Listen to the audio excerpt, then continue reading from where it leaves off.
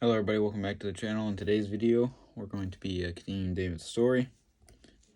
So obviously, David, wanted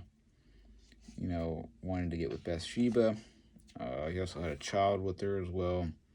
So, he got to the point where he wanted to kill her husband, and he put him in the front line and sent him into a foolish, uh, action or whatever. Put him in his men, knowing that they were probably gonna die, because he wanted them to. And the men and Uriah died together, which is what David wanted. Now he can marry Bathsheba and stuff. But we're gonna get into David's punishment here today, and how God will punish David. David's punishment, based on 2 Samuel chapter 12. David has married the beautiful Bathsheba. When their son is born, David is proud and happy, until one day when Nathan, one of God's most respectful prophets, comes to see him. "Welcome, Nathan. What can I do for you?" "I have come to tell you about a great injustice that has happened in your kingdom." "Injustice in my kingdom? Tell me about it." "There were two men in a city. One was rich and the other poor. The rich man had many sheep and cattle, but the poor man only had one little lamb. He raised it with his children. It shared his food and slept in his arms. He loved the little lamb like a daughter. One day, a rich man had a guest. "I don't want to waste any of my wealth. Go kill my neighbor's sheep for a feast for me and my guest."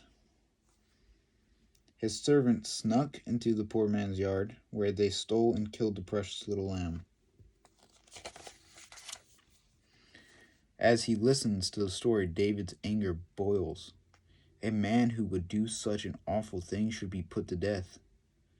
And Nathan shouts out, "You are that man. God made you rich and powerful, but you wanted Bathsheba, the wife of the one of your loyal soldiers. You had him killed so you could marry her, just like the rich man took the poor man's lamb." So, when he hears this story, he is outraged. His anger boils.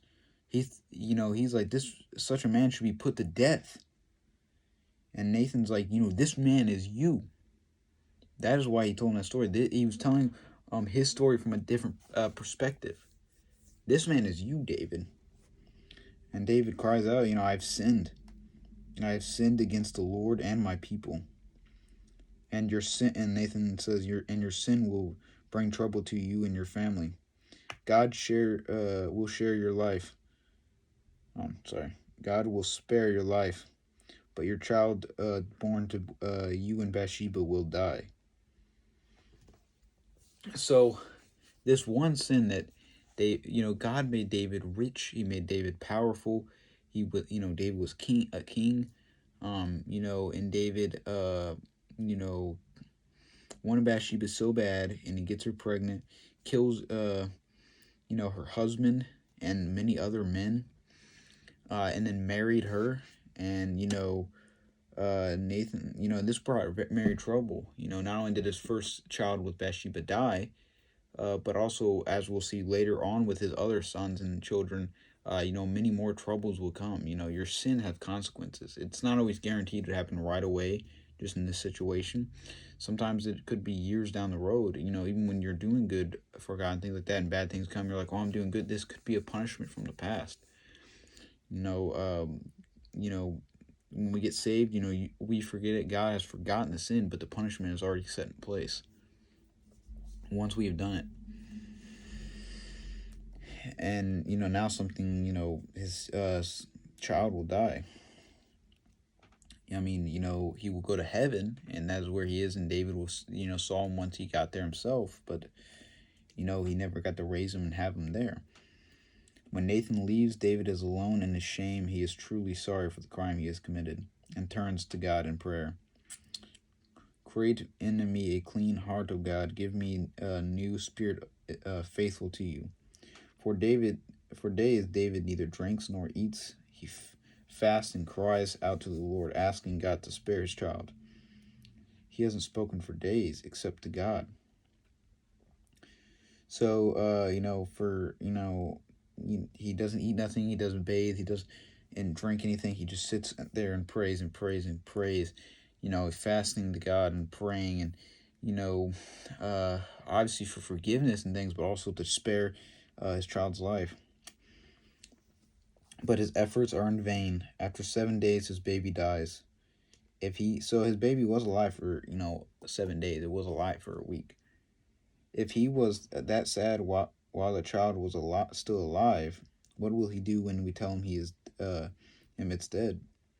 I hope he won't do anything desperate.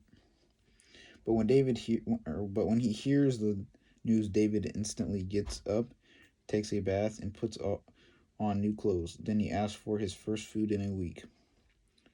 What are we doing? When the child was alive, you fasted and wept. But now that he's dead, you eat. Why aren't you sad? While the baby was alive, I thought the Lord might answer my prayers. But now that he's dead, no amount of grieving will bring him back. I will see my baby again one day.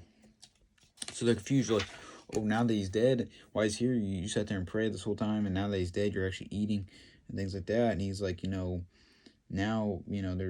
there's no point. I mean, he is dead now. There's no point in grieving. There's no point, in praying for God to spare his life. He's already dead. I know I will see him one day again, though. In the meantime, David's general Joab continues the siege against the city of Rabbah. When the city is ready to give up, he sends word for the king to come and make the final attack. David leads the charge, and the city surrenders. As he returns victorious to Jerusalem, the crowd greets David with shouts of praise. He is pleased and proud. Israel is now secure from the countries around it, but it is a bittersweet victory for him. David may have won his battle, but he lost his baby. But soon God shows his forgiveness in another way. David and Bathsheba have a little boy. We shall call him Solomon, because we have had war for too long, and he will be a man of peace. So Solomon means man of peace. So, David, his whole life, you gotta think, from the time was all at then times with Saul, and then when he created his own army, all the wars, David has known, a man of peace, would be his son, his first son. More good news comes. Nathan, who has also forgiven David, brings news that God has given their new baby a special name, Jedediah. The name means loved by God and shows that God has special plans for David and Bathsheba's son. So, God gives him another name, which means beloved by God. Showing him that, God has a special plan for him in the future once he becomes a man. But, we'll continue David's story on Wednesday. Hopefully you guys learned something new about David, and, his life troubles and, the sin and punishments that, follows him. I'll see you guys on Wednesday, and as always, take it easy.